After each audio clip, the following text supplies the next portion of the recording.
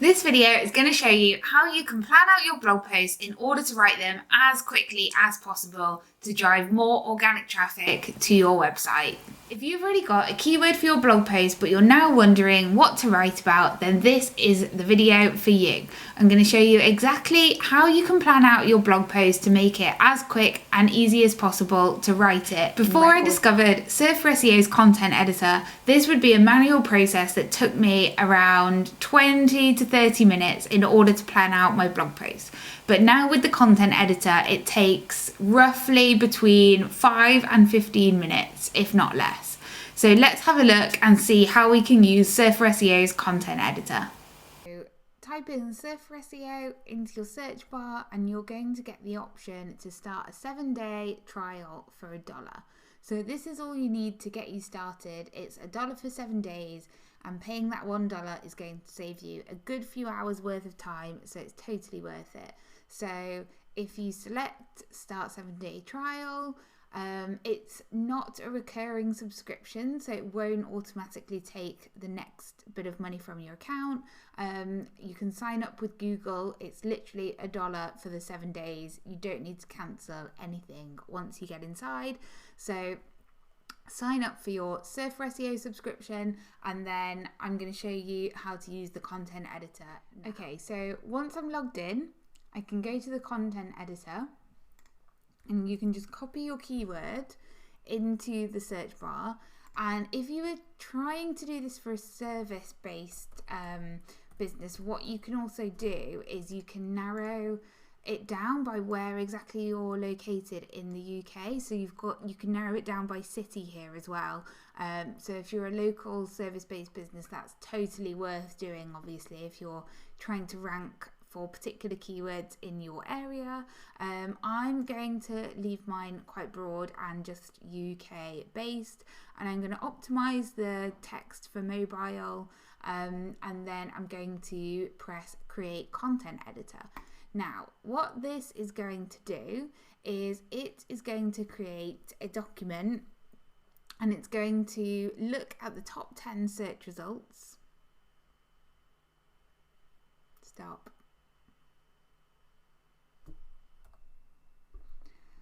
Okay, so stop. So now that document's been created, we've got this green tick here, so I can click in to this content editor document. Now what this is going to do, and I'll show you how this works now, if I select this cog icon, what it's done is it looks at the top 10 results that are showing up for that particular keyword, depending on the location you've selected. It will look at the top 10 results that are showing up currently in Google for your keyword, and it will pick out the best pieces of content and give it a content score, which is shown in this column. And judging by the best bits of content, it will then create a set of content guidelines for you. So you can edit this as you wish. So if you wanted to include other competitors, you might want to include 1 and 2. Or if there's other pieces of content in here you want to include, you can do that. But I would leave it initially as the top pieces of content as they have ranked here. And what it's going to do is it's going to average out exactly what they've done on their web pages. It's going to look at how many times they've mentioned a particular word. It's going to look at how many words they've got on the page, how many headings, how many paragraphs, and how many images. And this is going to give you some guidelines for what you should also include in your content in order to rank for your keyword. So this is an example for this particular keyword. And then if we scroll down, you can see that it automatically fills in this people also ask section for us. So we looked at this manually before, but this will just automatically pull that information in. And if we select all, it gives you all of the headings. It scrapes all of those headings and topics that are in those other search pages. It scrapes all of the headings from the other search engine results, pieces of content, and it adds them to this all section. So it's scraped 93 headings for us. So instead of us having to individually going back and forth into those pieces of content, add it all to a spreadsheet, we can just use this and go through and select these different topic headings. Now, we might not want to include all of these, but if there are any headings here which are piquing your interest, you think it's really relevant to your keyword and where you want to go with your content, you can add these in here. So in our keyword, for example, we're only talking about white wine. So if there's things that mention red wine, we might not want to include them, but what we can do is, if as an example it says sparkling wines aren't just aperitifs, if we wanted to change that to white wines aren't just for X person, we could do that. So you can edit these headings slightly. These are just to give you a flavour for what is already showing up and what you might want to use in your blog post. So you can go through this and select any relevant topics that you want to, that are relevant for your post. So here's a really great example. So I've gotten all the way through to page 5, and something I might want to include in my blog post content is the best white wine depending on what type of dinner party somebody is having. So is somebody going to be serving up chicken, fish, beef, lamb or pork, or are they going completely vegetarian? These are all great queries I can answer in my blog post to make sure that it's better than everybody else's. So I'm going to tick all of those, tick these 5 types of wine to bring to a party when you have no idea what's for dinner. I could go through and list the different types of wine to serve according to somebody's preference in regards to what they're serving, but also if you've got no idea, I can create a new paragraph on that. So that's a great one to click. That's going to be really useful. There's a lot of headings in here which might not be particularly useful, but obviously clicking through is easier than manually going through on the other web pages. So I think we've got a good steer there. And then basically when you're happy with that, if you press let's go. So with this blog post now, from using the customize section, I've got a list of popular headings which other people have used in their content, which I might want to include something similar in this piece of content to make sure it's better than theirs. So we're not copying what other people are putting in their content at all. We're just using this as a bit of a guide and a bit of a steer for what to include in our own bits of content. So now I've got this list here. I don't have to, import it all from a separate spreadsheet or anything. It's just in one nice, neat document.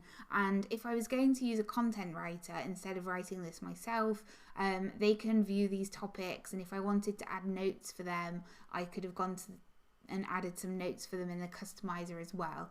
And then you can send out a full brief to your writer really, really easy just from using this one document. So what we're trying to do now, and the benefit of using Surfer, this content editor, is it's taken an average of all of the words that are used on those other relevant blog posts, what are currently showing up in search, and it gives you an average for how many times that phrase has been used on those other pages. So sparkling wines is currently being used 2 to 7 times.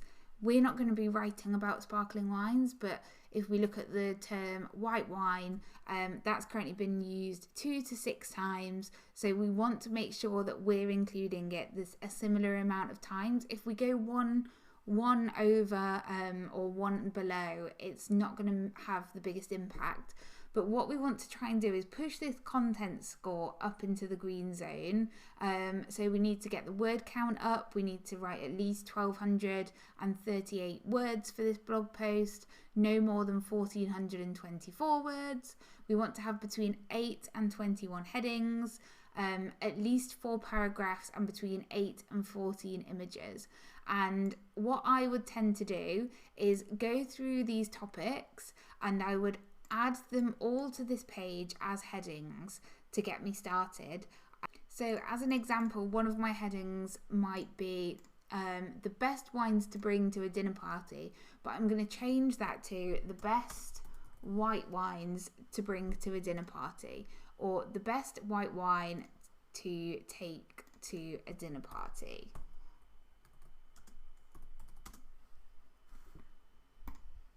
So that could be one of my headings, and then these different types of dinners that could be served. I definitely want to add some of these headings as well. So what I'm going to do is I'm just going to brainstorm some of these heading ideas. But I'm going to bring it back to white wine because the blog post is specifically about white wine. So best. Okay, so now I've got my list of headings. I know I've got to write at least 1,200 words for this blog post, but now I've got these headings, I feel pretty confident. For the main headings, I'm going to be able to write at least 200 words under each of these, and I would say at least 100 words for each of these. Plus, I'm going to have to write a 100-word introduction for the blog post and a conclusion at the end as well. So I would say that would get us up to about 1,200 words, pretty much exact. Before I discovered Surf for SEO's content editor, this would be a manual process that took me around 20 to 30 minutes in order to plan out my blog post. But now with the content editor, it takes roughly between 5 and 15 minutes.